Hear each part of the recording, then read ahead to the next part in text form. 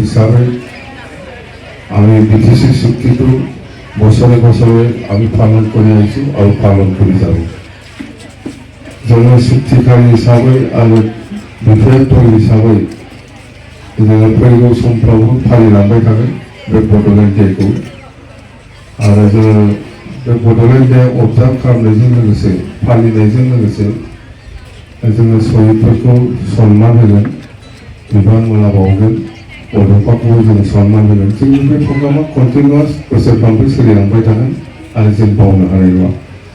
इহঁতৰ शहीदৰ কাৰণে এই শহীদসকলৰ অৱদানৰ কাৰণে আমি আজি বিটিচি পাবলৈ সক্ষম হৈছে আৰু এই বিটিচিত যিখিনি ক্ষমতা পাইছে এই শহীদসকলৰ অৱদান আছে, আমি কেতিয়াও পাহৰি যাব নোৱাৰে।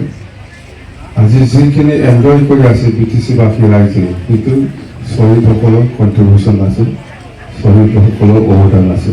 এইটো আমি কেতিয়াও পাহৰি যাব নালাগে আৰু পাহৰি নাযামেই। আমি ভৱিষ্যতৰ দিনলৈকে আমি সেইটো সদায় মানে এই দিনটো আমি পালন কৰি যাম। আমি যাৰ বলিদানত পাইছে এই মানুহসকল আমি পাহৰি যাব নালাগে।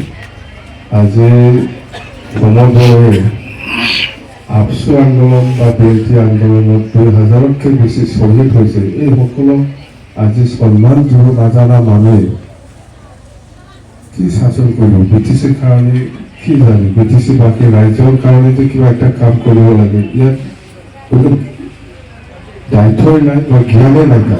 আজি শহীদসকলক কোনো সন্মান দিব জনা নাই। ইমান হাজাৰ হাজাৰ ইয়াত শহীদসকল আছে, ইহঁতে এনে শ্বহীদ হোৱা নাইতো, এনে এই অঞ্চলৰ ৰাইজৰ কাৰণে চেক্ৰিফাইচ কৰিব যে আমাক সেইটো লাগে। আমি 22 বছৰৰ আগৰ কথাটো চিন্তা কৰক, আমাৰ গাঁওবোৰৰ অৱস্থা কি আছে। এইটো যে আজি ইমান এটা ভাল এটা ক্ষমতা লৈ পেলাই মানে শাসন কৰি আছে, এই মানুহে আজি শহীদসকলক সন্মান দিব পৰা নাই, কৈ পেলাই শেষ কৰিব নোৱাৰে। जों बुंनानै फोजोबनो हाया प्रमद बर'खौ। बियो सरकारनि एजेन्ट हिसाबैसो खामानि मावगासिनो। बे आन्दोलन समाव सोर माबायदि जरजायामोन, सोर माबायदि बुजायामोन, बिनि जेबो जारिमिनखौ मिथिया बे प्रमद बर'आ। बियो सरकारनि एजेन्ट हिसाबैसो खामानि मावबाय थाखादोंमोन नालाय। दाबो एजेन्टआनो बियो सरकारनिनो एजेन्ट। दा बेबायदि मानसिजों दिनै हाजार हाजार बर'फ्रा थगायजादों। मोनसे समाव हाजार हाजार बर'फोरखौ थगायलांबाय बियो। बिनि दिनाव सासे शहीदानो गैया, सासे शहीदानो गैयाखै बे बड'लेण्ड आन्दोलन खालामनाय। बड'लेण्ड आन्दोलनाथ' बेना नाटकसोमोन।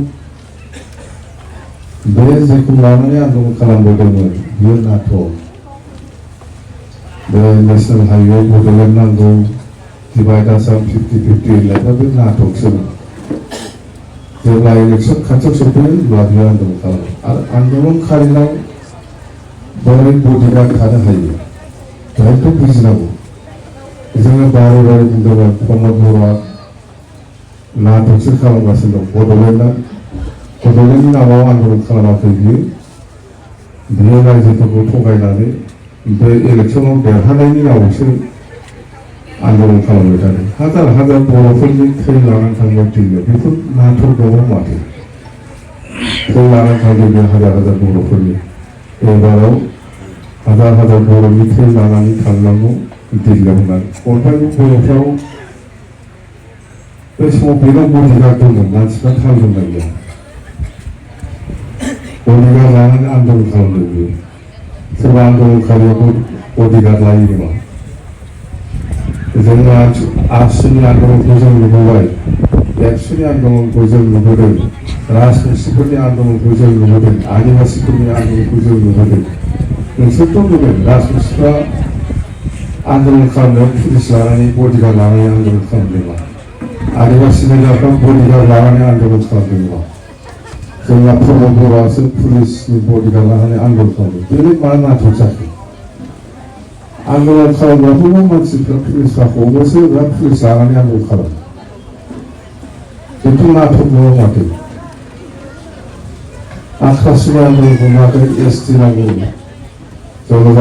जनजातिफोरनि थाखाय एसटिनि थाखाय बेसेबां आन्दलन खालामा बिसोरनि लिडारफ्रा बडिगार्ड लादोंमोन नामा आदिबासि लिडारफ्रा बेसेबां आन्दलन खालामा बिसोरनि लिडारफ्रा बडिगार्ड लादोंमोन नामा गोदो आबसुनि आन्दलनखौ जों नुदों रावबो आबसुनि लिडारफ्रा बडिगार्ड गैया आसु आन्दलनखौ जों नुदों रावबो आसुनि लिडारफ्रा बडिगार्ड गैया ब्रह्मपुरआव बडिगार्ड लानानै बड'लेण्ड नरेसिंगासिनो दं बेथ' नाटक नांगौ बे नाटकसो ब्रह्मपुरआ जाथिखौ लानानै बिराद खेला खालामबोदों बिराद खेला खालामबोदों बिराद गोबाव बोसोर जातिखौ सेस खालामबाय बे 5 बोसोराव बिटिसि हिसाबै बेसेबां जौगानांगौमोन बेखौ गाहायावसो खोख्लैदों जौगानांगौआथ' बादो गाहायावसो खोख्लैनानै दोनबाय बेखौ जोङो मेकआप खालामनांगौआ जोङो सरकार फैबाबो बेखौ जोङो मेकआप खालामनानै खामानि मावफिननांगौआ 10 बोसोरसो टाइम लायो बहुद समय लायो যাই হোক আমি আজি প্রমোদক কৌশলে আমি শেষ কৰিব নোৱাৰিম প্ৰমোদৰ এটা এজেণ্ট হিচাপে কাম কৰি আছে আগতো কৰিছোঁ এতিয়াও এজেণ্ট হিচাপে কাম কৰি আছে ধৰ্মৰ দৰে বহুত জাতি জনগোষ্ঠীক বহুত মিছা প্ৰতিশ্ৰুতি দি পেলাই আগতে হ'ব আমি যিটো শুনিবলৈ পাইছোঁ বিহুৰ আগে আগে হ'ব বুলি অসমৰ যিটো নিৰ্বাচন বিহুৰ আগে আগে হ'ব বুলি আমি শুনি পাইছোঁ কিয়নো মুঠতে বিহুৰ আগে পিছে এই নিৰ্বাচনটো হ'ব বিহুৰ আগে পিছে এই নিৰ্বাচনটো হ'ব বুলি আমি জানো তো আমি দল হিচাপে বিপিএফ দল হিচাপে কোনো দলৰ লগত আমি মিত্ৰতা কৰাৰ কাৰণে আমি আলোচনা কৰা নাই আৰু আমি চিন্তাও কৰা নাই আমি নিজাববীয়াভাৱে আমি বিপিএফ দলে নিৰ্বাচন কৰিব बिपिएफआ रावजोंबो एलायन्स खालामाबालानो लोगो लायाबालानो गाव हारसिंनो इलेक्शनखौ गेलेगोन क'क्राझार लकसभायावबो गेलेगोन आरो बर' उदालगुरि लकसभायावबो गेलेगोन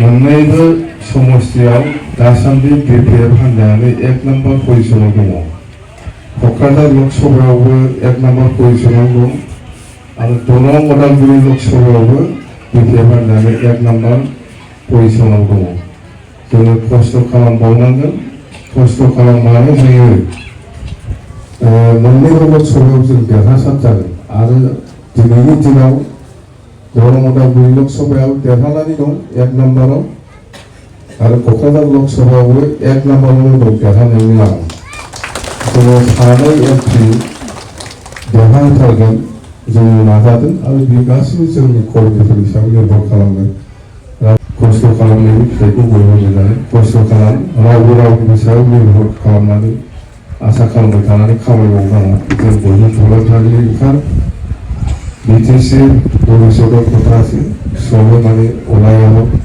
সব জাতি জনগোষ্ঠী মিলাই পেলাই আমি কাম কৰিব জানিব লাগিব বিটিসি কালি বড়সকলৰ কাৰণে নহয় সব জাতি জনগোষ্ঠীৰ কাৰণে বিটিসি চুক্তি সময়ত আমি সকলো জাতি জনগোষ্ঠীৰ সহায় সহযোগিতা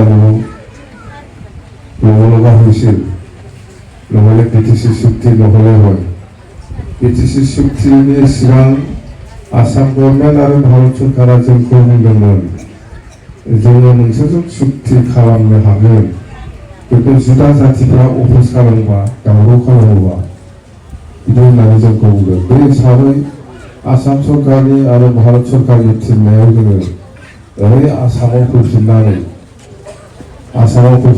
कच राजबंशी गरखा आसु बेंगलि बा आदिबासि बिसोरजों रायज्लायनानै बिथांमोननि हेफाजाब जों लानांगोन एनअसि